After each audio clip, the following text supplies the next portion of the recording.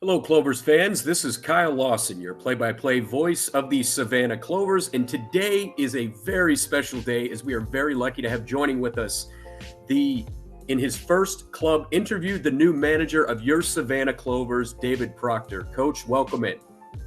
I appreciate it, Kyle. Looking forward to it. Yeah, very much looking forward to this, the upcoming inaugural NISA season, which starts next spring for the Clovers. And Coach, I know you've talked a little bit, I know, in the Clovers circular, and of course, you were able to do the nice introductory interview with, WSAB, which is great. But I want to talk, about a few different things, kind of go a little bit deeper here. I know you had an extensive playing career in the UK and, of course, here in the States. But I want to talk a little bit about your playing experience. Of course, I know you had time with Middlesbrough, Hull City, Halifax Town before coming over to the U.S. Tell me a little bit about your background as a player. What was your playing style? What are some experiences you had? Yeah, well, I was lucky enough to start in Aston Villa's youth academy when I was 14 years old. After that, I joined Hull City on leaving school as a full-time player and enjoyed 2 really good years at Hull City. We had an excellent youth team and reserve team, and we were probably one of the best teams in the country at that time. So that was a great team to play in. I'd later joined Middlesbrough as a professional after my time at Hull, and spent most of the time with the reserves, but did get to train with the first team and be around that a little bit, which was great because I'm a Middlesbrough supporter, and so is my family. So, I was a season ticket holder growing up and used to go with my dad and my brother and my granddad. So to get to play at Ayresome Park was a fun experience. After that, I really suffered a little bit with injuries, played a little bit at Halifax Town and Harrogate. And then an opportunity came through a player at Halifax, Bobby Davison, who was an agent at the time, to come to the USA. And I really wanted to get into coaching from an early age. From my early 20s, I really wanted to make that my progression after being a professional, and got the chance to come out here. And my brother did as well. My brother had a very successful time playing in USA soccer as well. So good experiences. Absolutely, yeah. I mean, that's quite the CV right there. And I mean, I knew you were a Middlesbrough supporter, so the fact you got to play for your hometown club on your team you cheered for, is pretty amazing. And you kind of talked a little bit went into my second question, what I was going to ask. What was the big decision that made you want to go directly into coaching after your playing days were over? I think obviously soccer is all I've ever wanted to do, and I've always had a passion to be a coach. I studied the coaches as a player that I played under, and the opportunity obviously to come to America with the facilities and the weather and the great opportunities, the great players over here, was something that I just had it in me from an early age. Absolutely. And with that being said, I mean, describe your management style. And with that in mind, who were some of the managers that you either played for or watched from afar that really influenced you as a manager? Yeah, I think as a manager, I'm very organized. I'm a demanding coach, but I think I'm modern in approach and philosophy.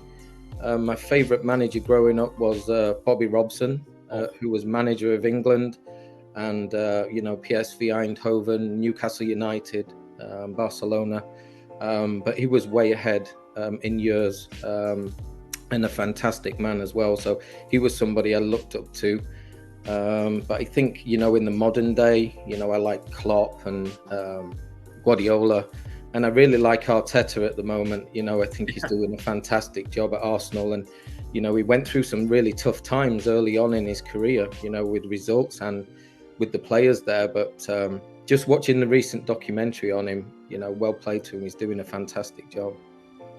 Very much so. And yeah, I love that you mentioned, Bobby Robson. Yeah, I used to, we were finally able to get, soccer, just publications and actually get coverage. He wrote a column in 442 that I always loved, and successful at every level. Of course, he was at Barcelona too, and going way back, won the old first division with Ipswich Town years ago. Yeah, Yeah. so that's yeah, a lot of high caliber managers to certainly look up to. And yeah, you mentioned Klopp, and of course, I'm a Manchester United supporter. I have to throw that in there, and hopefully there'll be some level of success for Eric Ten Hag in these coming weeks here. But yeah, I mean, that's great. I mean, there's so many great managers on the world stage, and here in the United States as well. And when you talk about being very organized, as a manager, very detail oriented, going into actually training and getting ready for prepping for a match.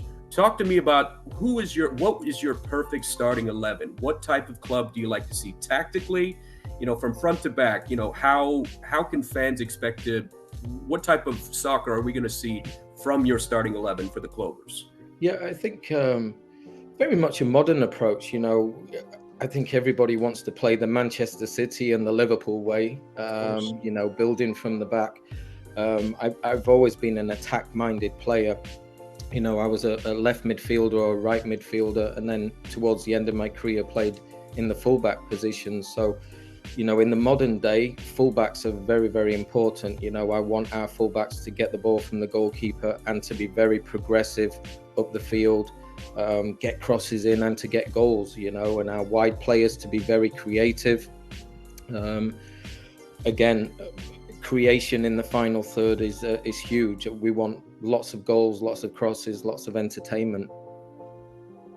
Yeah, and that's just it. I love attacking, modern football, start from the back, but of course press up the wings, and of course, get it to your number 9 up top. I mean, that's what you want to see. I mean, that's what fans want to see, and hopefully you can bring that in, establish that culture, and especially, when you finally get to start, building your club, whether it's signings or, with an upcoming tryout, things of that nature.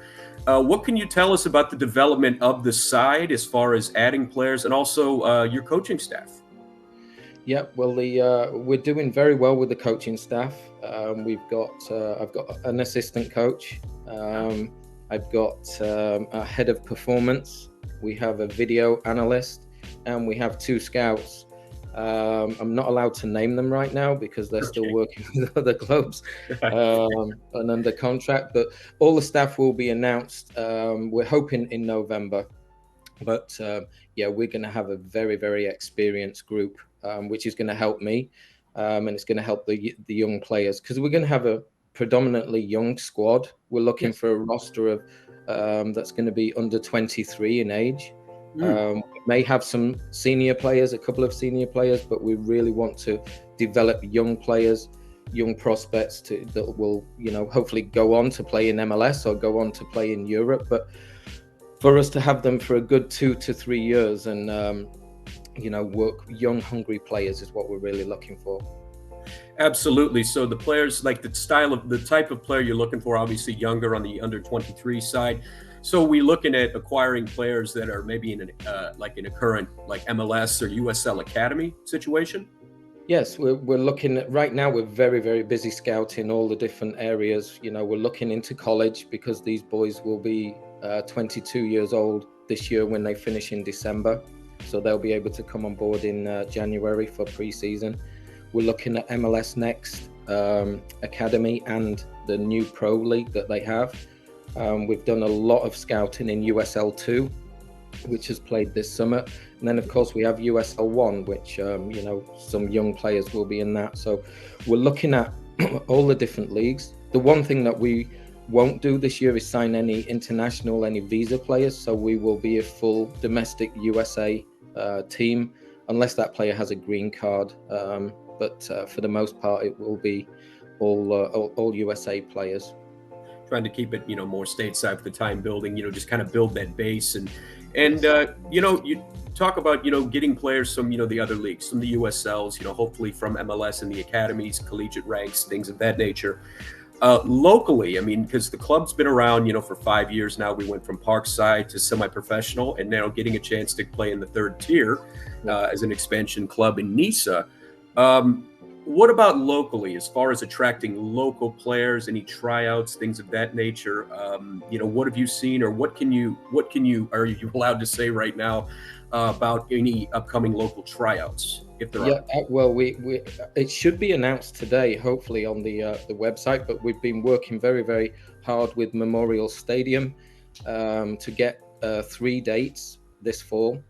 Our first one will be September 24th, which will be just a local tryout for local players to come in, showcase their talents, because we know there is a lot of good talent out there, and we do want to sign some local players.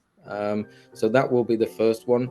Our second one is October 22nd, and that will be an open tryout. So players will be allowed to come in from all the different regions or leagues, but still local players can attend that tryout. And then our third one is going to be on December 10th, and that will be for college players that have just gone through the college system and young professional players that are just out of contract. So we've got 3 different tryouts, or trials as we're calling them. But yes, it's open to all local players, and we're out there right now. The local leagues are just starting up, so we've got our scouts looking at the teams in Savannah and the surrounding areas. So all exciting times ahead. And yes, we're definitely looking for young players from Savannah and the surrounding areas. Yeah, because as you know, Coach, and you've seen it, with your time in Charleston as well. The Low Country and the Southeast as a whole, hotbed of talent, a lot of untapped resources, and the fact that you have the opportunity as someone who possibly grew up in Savannah that's hearing this, that you have a chance to play professionally and really get a chance to jumpstart a young career. Yes, no, it's very good. And we've seen that the fan base that we have already is, there's a lot of momentum growing with that. We have Brian Sykes, as you know, working excellent work within the community, yeah, we're excited for the future. I really am too. And how I discovered the club, it was just as a fan, as someone that was done broadcasting locally. I found out about the club. I went to a Parkside, local Savannah League match, and just discovered it. And Brian had that vision, what you could do in 5 years, go from being a local, Sunday League 11 side, and now, you're 2 levels below Major League Soccer.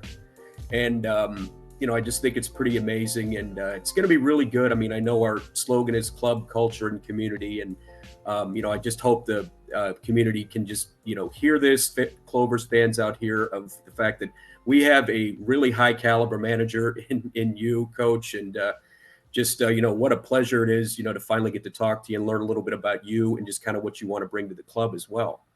Yep. I'm excited to work with the ownership and obviously the front office. They bring such a lot of experience, and they're going to help me dramatically. You've got Jeff Tiffolt, who's had a background in MLS. Oh, yes. And Shane Folgado, who obviously has huge experience in Portugal and setting up teams in Ghana. And, so I'm going to learn an awful lot from those guys. And they're going to bring such a great professionalism and experience to the community and to the club. Yeah, and I've had a chance to, work with all of these gentlemen, just, top class guys, great to work with, very ambitious. I loved when I finally got to meet Shane a few months ago, and he's really excited about this, going all in for professional soccer in Savannah. So I guess just to kind of wind things up, of course, we talked a little bit about the tryouts here, but anything, any message you'd like to have for, say for Clovers fans listening out here that are, just getting to know you, and anything about the future? Yeah, well, I know everybody's desperate for us to get some player announcements, and we are working hard with the league right now to get contracts drawn up. Obviously, this is our first year, so we're hopeful of announcing players very shortly. I'm also hopeful that our first signing could be a local player, but we will have to wait and see on that one. But yeah, we're very, very confident. We've got a good core already identified, and we're waiting to give them an offer. So we're working very, very hard, talking to players, talking to agents, obviously setting up trials in the community and getting out there in the community, looking at clubs and obviously the young players that are out there. Absolutely, Coach. And this has just been such a pleasure, just finally getting to meet you and learn a little bit about what you're going to bring to the Clovers. And I just can't thank you enough for taking the time. And I really hope we can continue to do this. And I know in the next few months, we're going to have a lot of fun announcements and as we get ready for the inaugural season coming up here in spring of 2023. And I just really want to thank you for coming on today. No, it's a pleasure, Carl. And anytime, look forward to it. That's great. Well, Clovers fans, that is your manager, David Proctor, joining us here in our first official club interview. And remember, Clovers season starts in next spring in the first official season in NISA, and it's going to be really exciting. So this has been Kyle Lawson for the Savannah Clovers signing off. We'll see you next time. Thank you, Kyle.